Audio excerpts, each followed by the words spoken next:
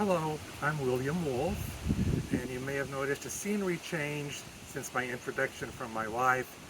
We had a little problem of noise in the building that we were using.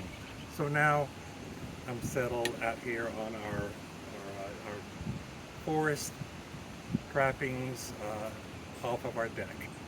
Anyway, here is the book, my book, The Phantom Files, Twain's Treasure, The Adventures of Mark Twain and a boy, is Mark Twain's ghost, and a boy who does not like Mark Twain.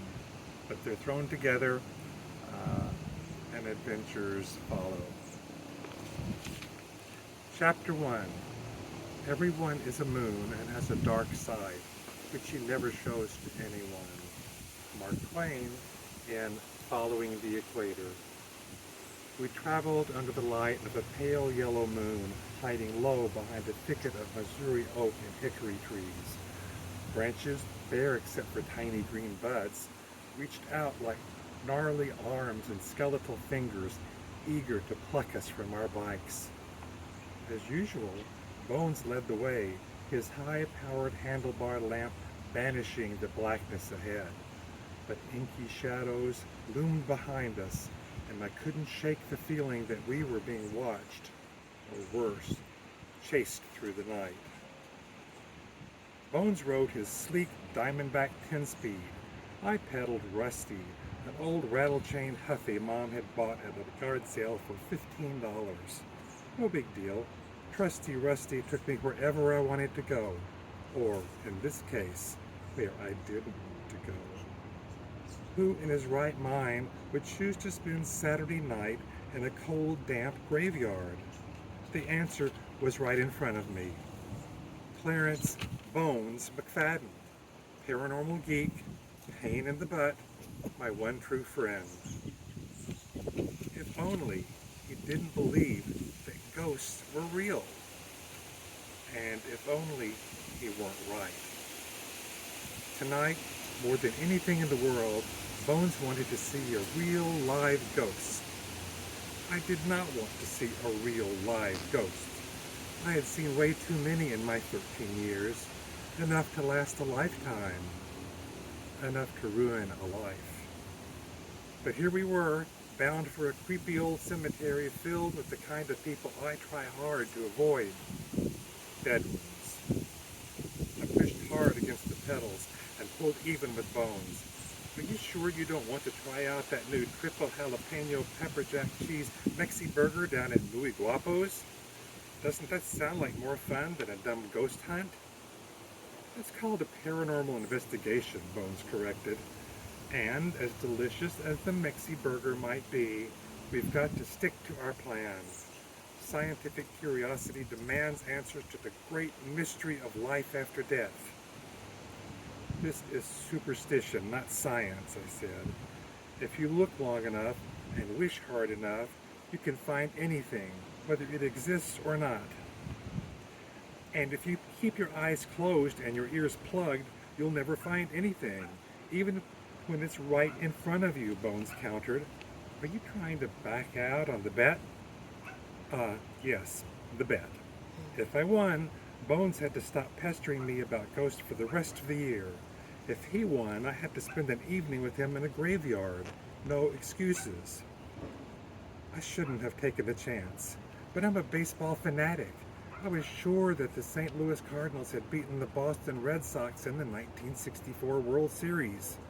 How had Bones, who doesn't even like baseball, know that the losers weren't the Sox, but the hated New York Yankees?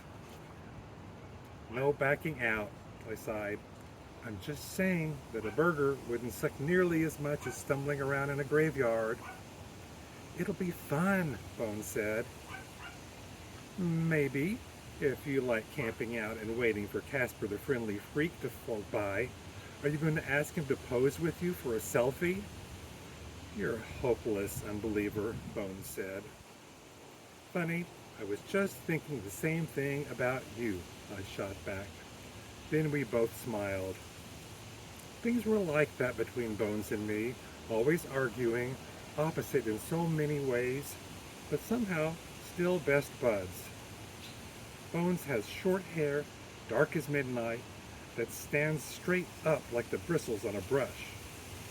My hair is light brown and hangs over my ears in curls and swirls that look like they've never even met a brush. Bones is anything but bony. Some people call him heavy. He prefers solid. Some people might call me scrawny. I would say wiry.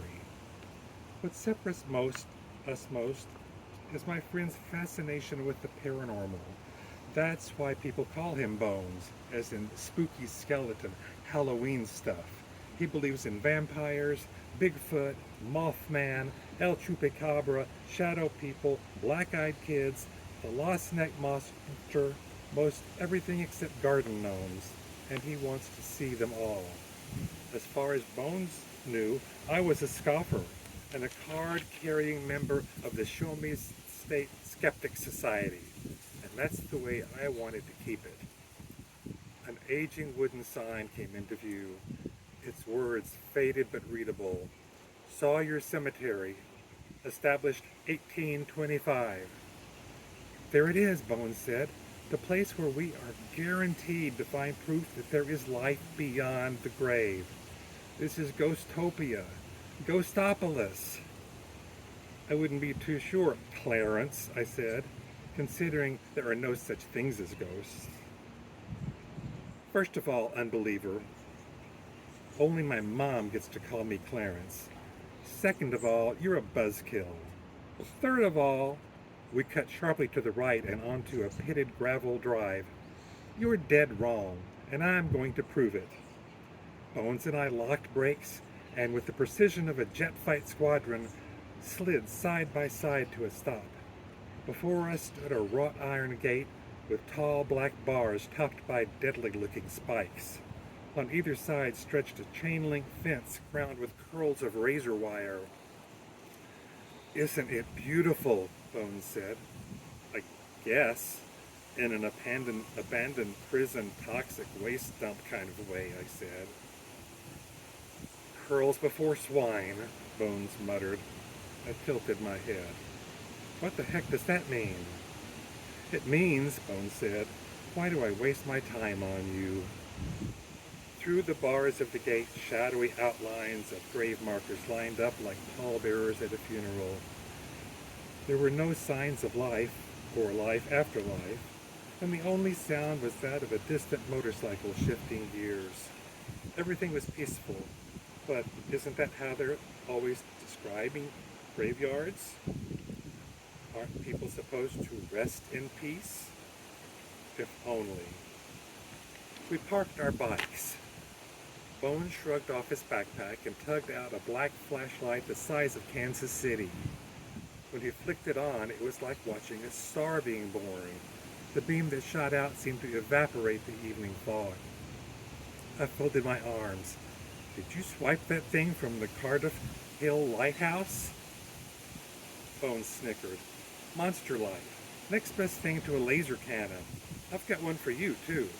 He tugged another flashlight from his backpack and thrust it toward me. I hesitated before taking it. Is the safety on? I said. I don't want to blind any astronauts. Just take it. And by the way, you're welcome. If you really want me to thank you, you can call off this ridiculous ghost hunt.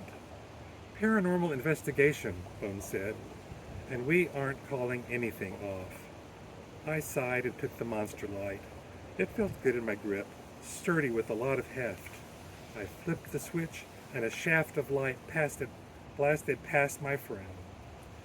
Whoa, Bones said, swinging his light away from mine. Don't cross the streams. It would be bad.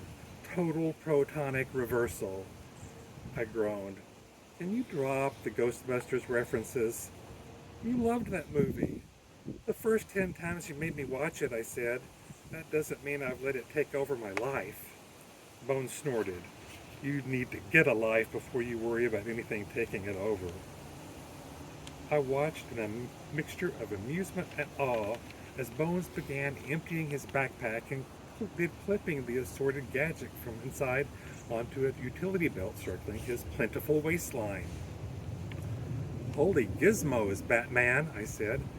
What's all that junk supposed to do? Listen and learn, newbie. You might want to take notes. Bones introduced each instrument as though it were an honored guest. This is a digital audio recorder.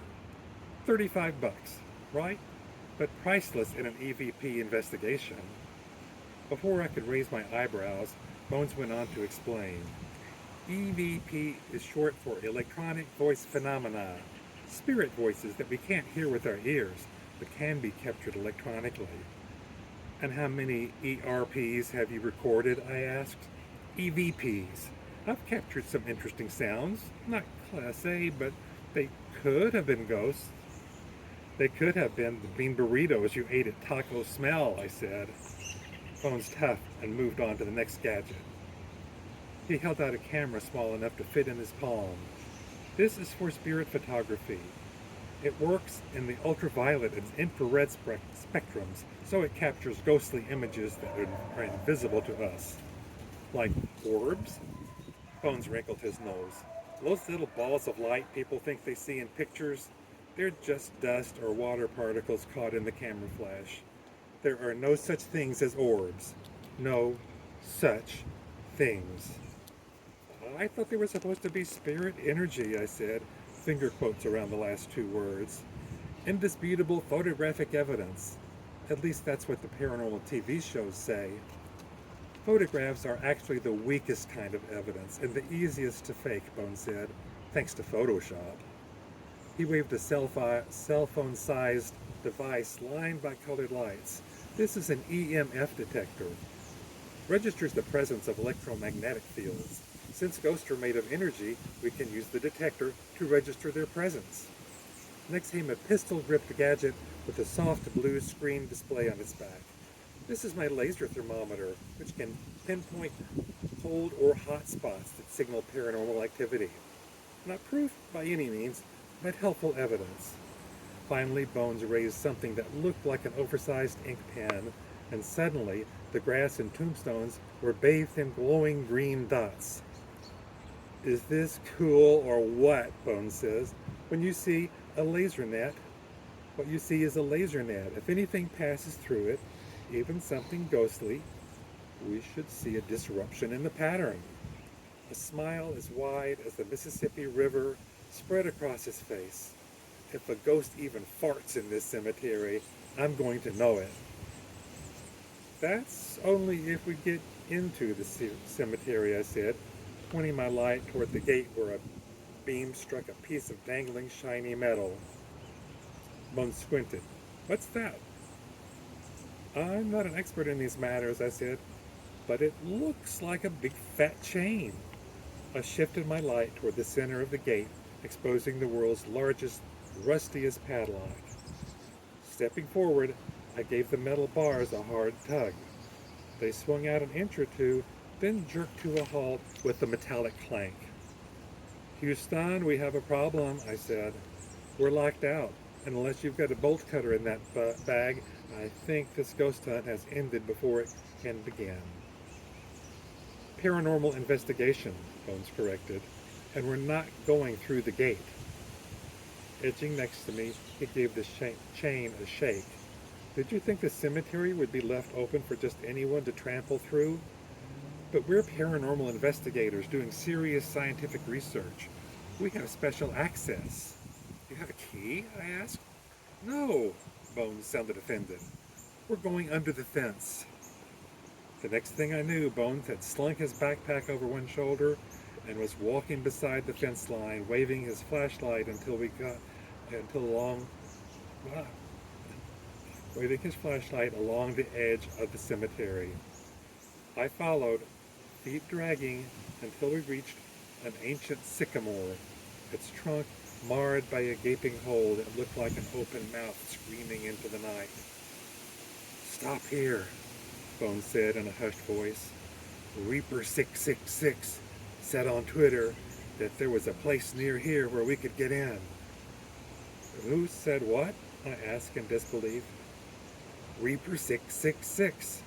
He's a fellow paranormal enthusiast who's familiar with Hannibal. I stared at Bones. And you trusted him? Bones jutted out his chin. Why would he lie? I could have answered in a lot of ways, because that's what Twitter trolls do. Because he thought it would be funny to send a stranger out on a wild goose chase. Because he's a serial killer who lures gullible people out to lonely cemeteries and then hacks them up into tiny pieces. But what was the point? Bones wouldn't listen. He trusts everyone because he is honest. Painfully, pathetically honest. He never lies. Not to get himself out of trouble, not even to avoid revealing some humiliating detail about himself. Bone always tells the truth, and he assumes everyone else does too. Me? I don't trust anybody. I know better. I lie all the time, and I can do it well. I can make a teacher believe the dog really did eat my homework, and fake a stomach ache with such skill that I have the school nurse convinced that it's appendicitis. If they gave Nobel Prizes for lying, I'd have a trophy case full of them. I lie because I have to. The truth about me is more than inconvenient. It's a disaster. But I couldn't explain that to Bones. The best thing I could do was stay with him and try to keep us both out of trouble. Bones fanned his monster light along the fence line ahead. There will be a way, he said. We pulled back brush along the fence and found lots of finger-stabbing thorns, but nothing that looked like an entry. Good. With any luck, we'd be riding back home soon and could spend the rest of the night playing video games. That's when a tall, thin man walked up to the fence from inside the cemetery and stood silently. He didn't smile, and he didn't frown. He simply studied us through calm, unblinking eyes. Dressed in a solid black suit, a white shirt, and a striped tie, our mystery man looked like an undertaker, and that's what I assumed he was. Just someone here to chase us off. Until I turned my monster light toward him. The beam passed straight through his chest and splashed onto a tombstone yards away. Frick and frack. This guy wasn't here to tend to the dead. He was one of them. And that's chapter 1 of the Phantom Files.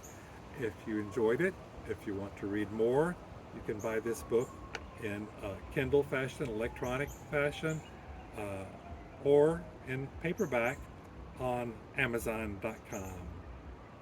And that's it.